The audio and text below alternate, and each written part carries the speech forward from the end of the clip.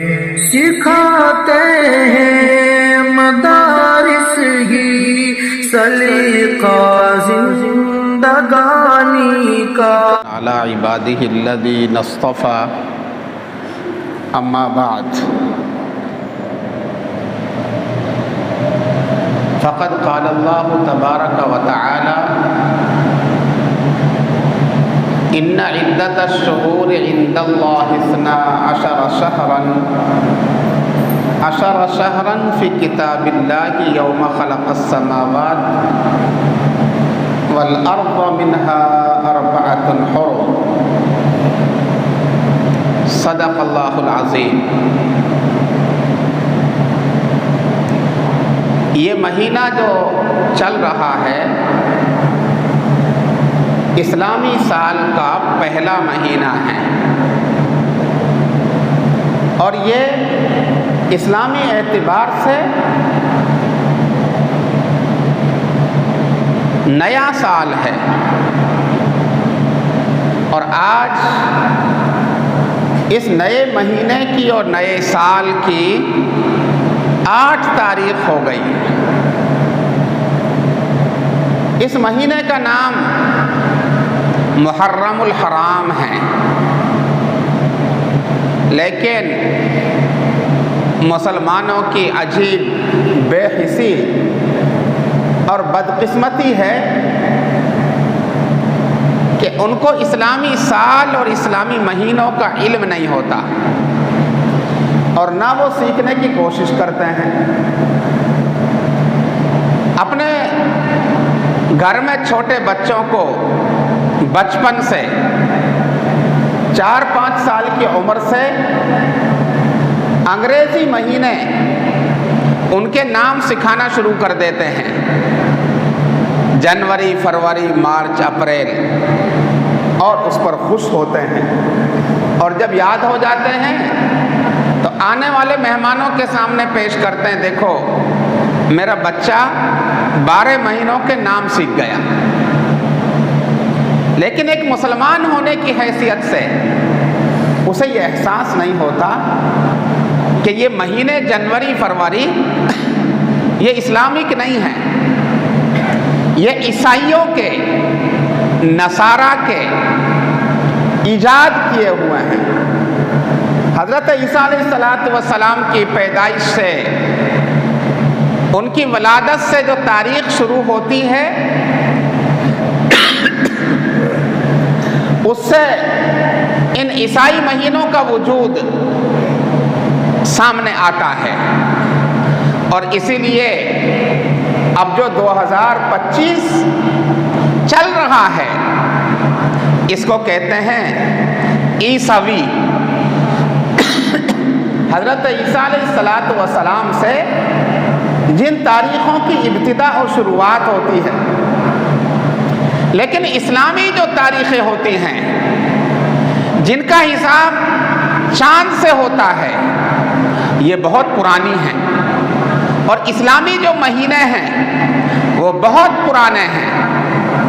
اللہ رب العزت قرآن کریم کے اندر ارشاد فرماتے ہیں کہ یہ 12 مہینے اور ان کے نام یہ اللہ رب العزت نے اس وقت بنا دیے تھے جب زمین و آسمان کو پیدا کیا تھا، اس وقت سے 12 مہینہ ہیں، اور اللہ رب العزت ارشاد فرماتے ہیں منہا 4 حرم، ان 12 مہینوں میں سے 4 مہینے حرمت والے ہیں، عظمت والے ہیں، احترام والے ہیں، ان کے اندر آدمی کو عبادت کرنی چاہیے، ان میں لڑائی جھگڑا کرنا، ان میں جنگ کرنا اسلام سے پہلے بھی لوگ ناجائز سمجھتے تھے، اور اسلام کے بعد بھی ان کا احترام کیا جاتا تھا۔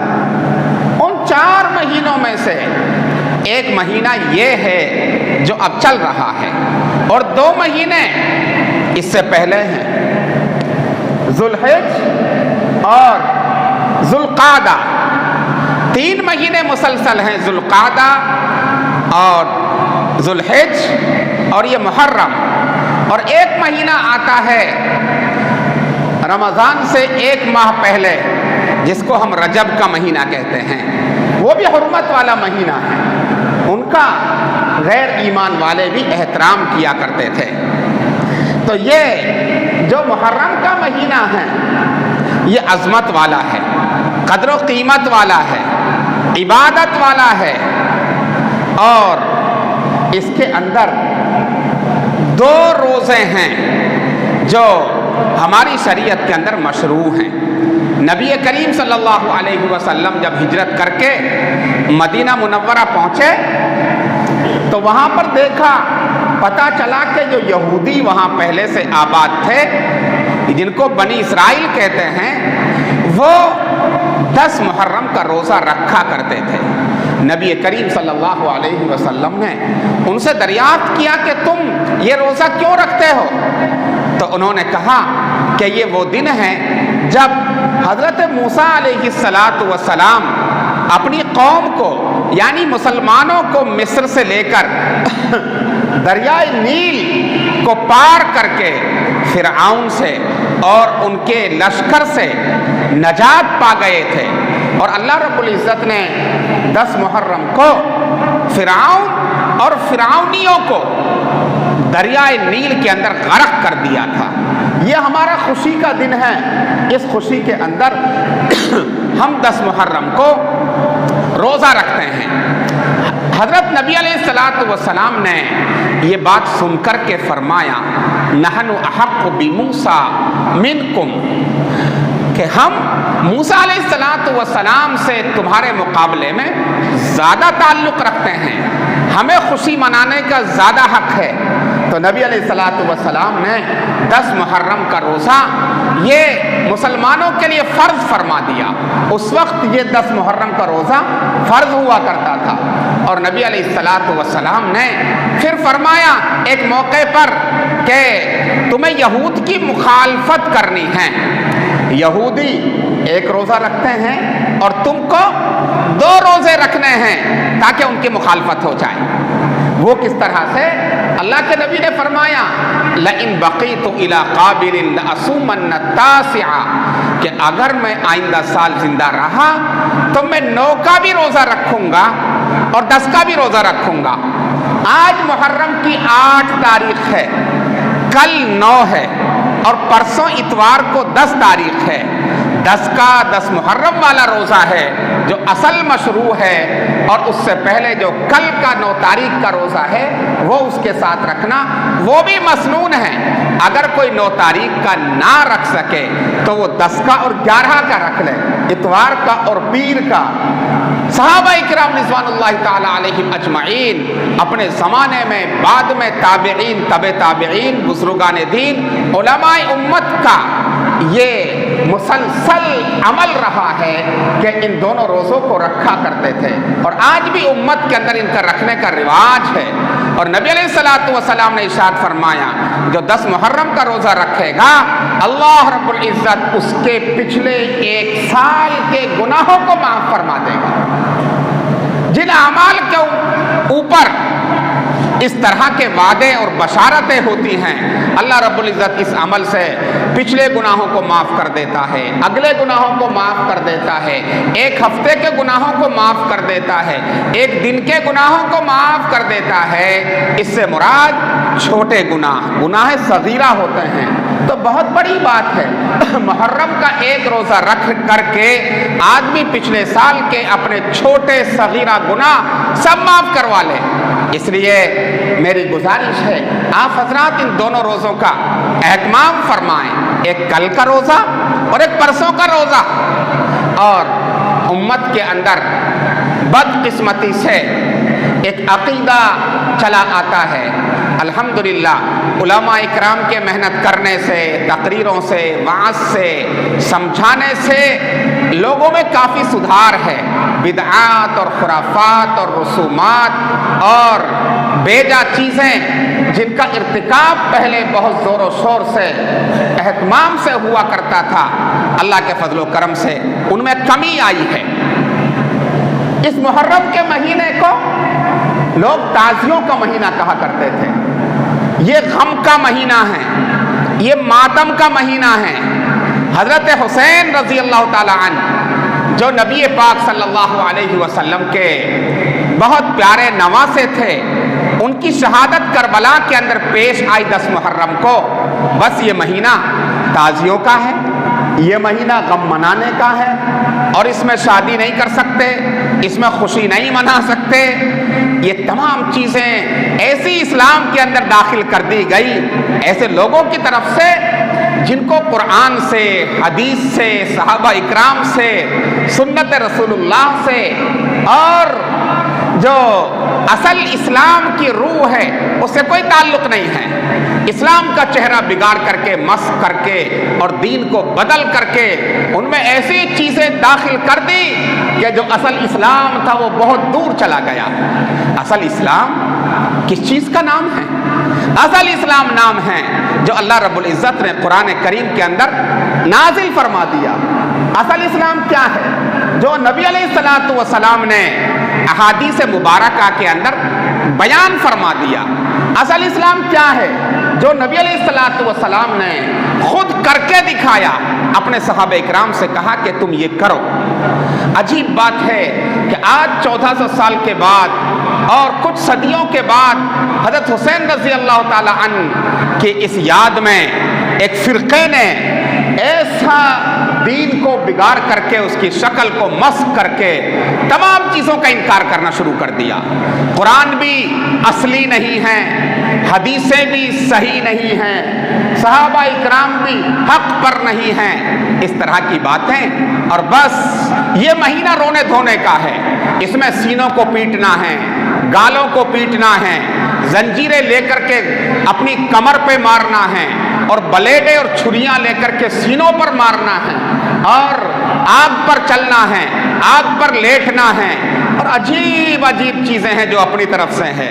اس وقت تو کچھ کر نہیں سکے جب سیدنا حسین رضی اللہ تعالیٰ عنہ کو بلایا تھا کوفہ میں۔ بلانے والے کون تھے؟ حضرت علی رضی اللہ تعالیٰ عنہ سے جو محبت کیا کرتے تھے، ان کو شیعان علی کہا کرتے تھے، وہ شیعہ کہلایا کرتے تھے۔ انہوں نے سیدنا حسین رضی اللہ تعالیٰ عنہ کو دھوکہ دے کر کے بلایا، آپ تشریف لاؤ، آپ کے ہاتھ پر ہم بیعت کریں گے، آپ ہمارا خلیفہ بن جائیں گے، بادشاہ بن جائیں گے۔ اور جب وہاں پر پہنچے کوئی ساتھ نہیں آیا، اور وہی لوگ ہیں جنہوں نے سب کچھ یہ مظالم ڈھائے۔ تو ان تمام چیزوں کو ذکر کرنے کی ضرورت نہیں ہے، عام مسلمانوں کو اس تاریخ کو پڑھنے کی بھی ضرورت نہیں ہے۔ عام مسلمانوں کے لیے دین وہ ہے اللہ کے نبی جو سکھا کر کے چلے گئے۔ حضرت حسین رضی اللہ تعالیٰ عنہ کی شہادت اس مہینے کے اندر ان کے لیے اور باعث سعادت ہے، فخر کی بات ہے۔ ایسے عظیم مہینے کے اندر اللہ رب العزت نے ان کو شہادت عطا فرمائی۔ ایک وہ موت ہے جو بستر پر آوے، اور دوسری وہ موت ہے جو مظلوم بن کر کے لوگ شہید کریں۔ شہادت کی موت سب سے اچھی موت ہے۔ نبی کریم صلی اللہ علیہ وسلم نے ارشاد فرمایا، جس شخص نے شہادت کی دعا نہیں کی، شہادت کے لیے تیاری نہیں کی، وہ بستر پہ مرتا ہے، منافقت کی موت مرتا ہے۔ شہید زندہ ہوا کرتا ہے۔ اللہ رب العزت ارشاد فرماتے ہیں قرآن کریم کے اندر، وَلَا تَقُولُوا لِمَنْ يُقْتَلُ فِي سَبِيلِ اللَّهِ أَمْوَاتٌ بَلْ أَحْيَاءٌ عِنْدَ رَبِّهِمْ يُرْزَقُونَ، کہ تم جو لوگ اللہ کے راستے میں شہید کر دیے جاتے ہیں ان کو مردار مت کہو کہ وہ مردہ ہیں، وہ مر گئے۔ اللہ فرماتے ہیں بل احیاء، وہ زندہ ہوتے ہیں، عند ربہم یرزقون، اللہ کے یہاں ان کو کھلایا جاتا ہے، پلایا جاتا ہے، ایسا رزق دیا جاتا ہے۔ فرحین بما آتاہم اللہ من فضل ویستبشرون بالذین لم یلحقوا بہم من خلفہم الا خوف علیہم ولا هم یحزنون، وہ خوش ہوتے ہیں جو کچھ نعمتیں ان کو ملتی ہیں، اور یہ تمنا کرتی ہیں ہمارے رشتہ دار بھی تمام اسی راستے سے، شہادت کے راستے سے ہو کر کے ہم تک پہنچ جائیں۔ اور شہادت کی جو موت ہوتی ہے، اللہ رب العزت نے قرآن کریم کے اندر فرمایا، شہید وہ ہے قیامت کے دن اللہ رب العزت جب سور پھکوائیں گے، اس کائنات کے اندر اللہ رب العزت کے ذات عالی کے سوا کوئی زندہ نہیں رہے گا، سب مر جائیں گے، سب پر موت طاری ہو جائے گی، جبریل پر بھی اور اسرائیل پر بھی، اسرافیل پر بھی، میکائیل پر بھی، چھوٹے بڑے فرشتے تمام پر۔ فرماتے ہیں اس دن موت نہیں آئے گی تو شہیدوں کو موت نہیں آئے گی۔ اور بولو، جب حضرت حسین رضی اللہ تعالیٰ عنہ آپ کے تمام ساتھی جو کربلا کے اندر اس حادثے کے شکار ہوئے، یقیناً غم تو ہے، غم ہونا الگ چیز ہے لیکن غم منانا الگ چیز ہے۔ غم ہونا یہ تو ایک فطری چیز ہے، غم ہونا چاہیے۔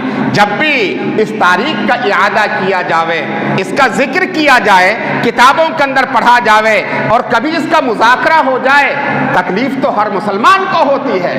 اور ہم یوں کہتے ہیں ایسا مسلمان کون ہو سکتا ہے اس دنیا کے اندر جس کو اللہ کے رسول اور اس کے گھر والوں سے محبت نہ ہو اور تمام سے زیادہ محبت نہ ہو، جس کے دل کے اندر اللہ اور قیامت کے دن پر ایمان ہے، اس کو اللہ کے نبی کے گھر والوں سے محبت نہیں ہوگی؟